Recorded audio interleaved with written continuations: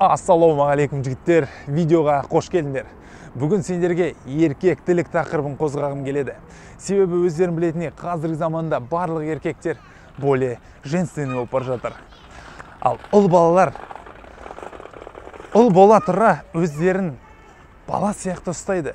Сондықтан да бүгінгі видеода именно еркекті баладан ажырататын 7 қабілетті айтатын боламын. Сондығымен бастайық. Нөмір бірінші қабілетіміз ол тек қана өз-өзіне сене білуін. Бұл өте керекті әрі өте маңызды қабілет болып саналады. Әсіресе ұлдарға бұл ауадай қажет. Өйткені ұлдарға ешбір адам ұлды құтқаруға келмейді. Ешбір адам ұлдың проблемасын шешуге келмейді. Сен ұл болғандықтан қыз бала сияқты өзінің сұлулығына сене алмайсың. Сондықтан саған барлығын өзіне жасауға тура келеді. Барлығы, керісінше досым, именно сенен көмек сұрауға келеді. Именно осы қабілеттің арқасында ғана, ағаш құлап кетті ме? Осы қабілеттің арқасында ғана сен өзіңді толығымен қамтамасыз ете аласың, және де өзіңді толығымен қорғай аласың. Адамдар сені қаншалықты терең әрі кір ямаға лақтырып жіберсе де, сен ең ақыры спокойно атып шығасың. Так что бұл қабілет әрбір еркекте болуы тиіс деп санаймын.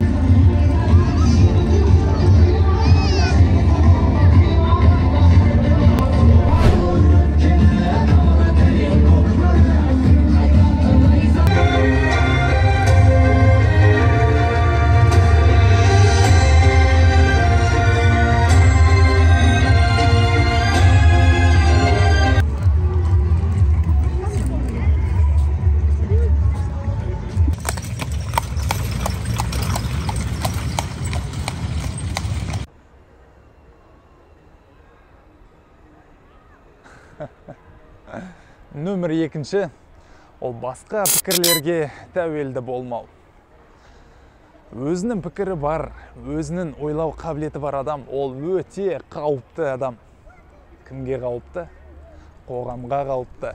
Себебі ондай адамды сері жолда ұстап тұру мүмкін емес. Ондай адамды райымнан қайтару мүмкін емес. Ондай адамдар өзінің басқалардың айтқанын тыңдау мүмкін. Бірақ дегенмен де ең соңында бәрібір де өзін айтқандай жасайды. Адамдар сенің бұл өмірде кім болайын деп атқанда толығымен білмейді. Сондықтан да именно саған жарасатын 100%-ық кеңесті бере алмайды. Кеңесті именно саған оның өмір сүру стилі ұнайтын адамдардан ғана сұрауға тырыс. Себебі кіммен жүрсен сол адамнан жұқтырасың деген ол өте дұрыс айтылған сөз.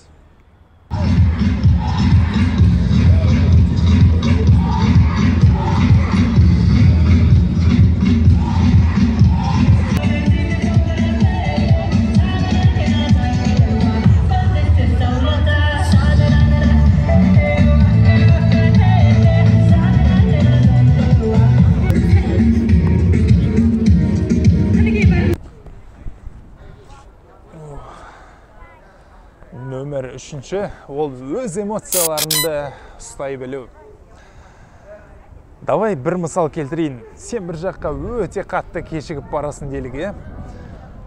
Сен үкідей ұшып прям мәшине отыра қаласың, газ пол тапить етесің, но все равно көп замай пробкаға тірелесің.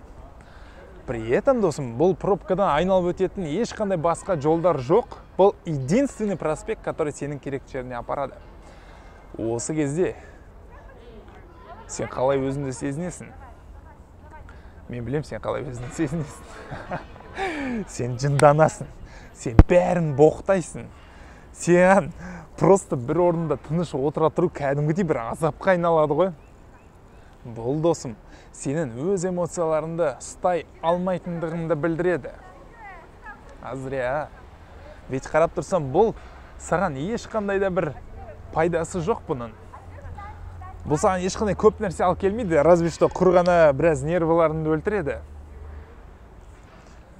Өз эмоцияларыңды ұстай білу дегеніміз, ол суық миға рационально ойлана білу деген сөз.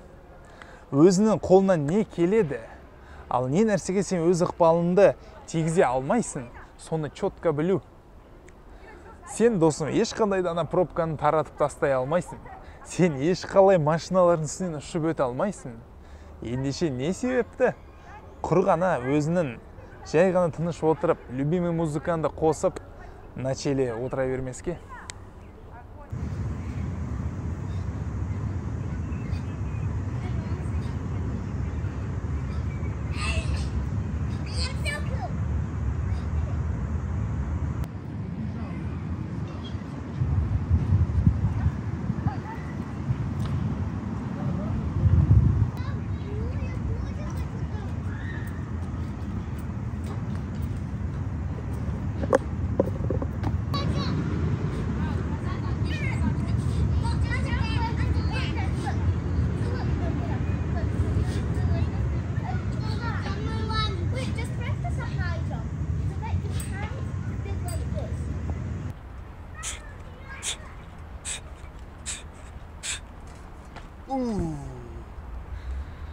Нөмір 4-ші күшке ие бол. Шын айтам, физически күшке ие бол. Себебі бұл арқылы сен адамдарға физикалық деңгейде уважение вызывать етіп тұрасың. Егер де сен маймақ болсан, или семіз болсан, ешкім даже сенің сөзіне құлақ асқысы да келмейді. Есінде болсын. Күші мықты адам, күші бар адам, ол дисциплинированный адам. Яғни ол өзінің айтқан сөзін жасайтын адам. Ол сөзінде тұратын адам. Сол себепті адамдар сен физически күшін бар екенін көрген кезде, олар на подсознательном уровне сені уважать етіп тұрады.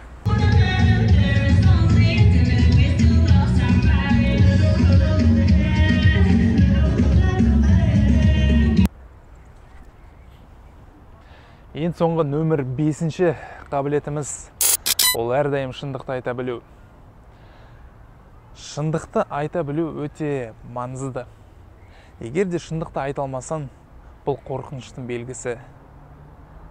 Егер де саған вообще өтірік айту қажеттілігі бар болып тұрса, демек сен шындықтың салдарынан қорқып тұрсың деген сөз. Шын мәнінде мужественный еркек ол әрдайым шындықты айтады. Бұған саған айтар кеңесім екі-ақ жағдай. Бірінші жағдай сен либо шындықты айтасың, ал екіншісі өтірікті айтқың келмесе, онда құрғаны үндемей тұрасың ғой. Екі-ақ амал. Бәрекелді досым. Егер де видео ұнаса, лайк, подписка және де келесі видеоларда кездескенше